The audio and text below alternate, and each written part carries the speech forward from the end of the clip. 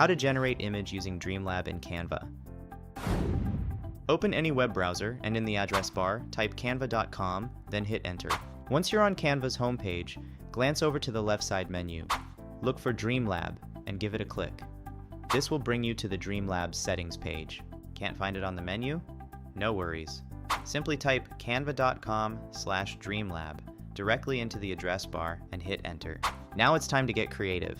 In the text box, you'll need to craft a unique text prompt for your image. Here's the prompt I'm using. A happy puppy running through a field of colorful flowers under a pastel sky. The puppy is wearing a red bandana and smiling while looking up at the soft clouds. Feel free to write your own imaginative scene. Let's choose our desired aspect ratio for the image. Select the one that best suits your creative vision. Customize the style of your image by clicking the Smart button.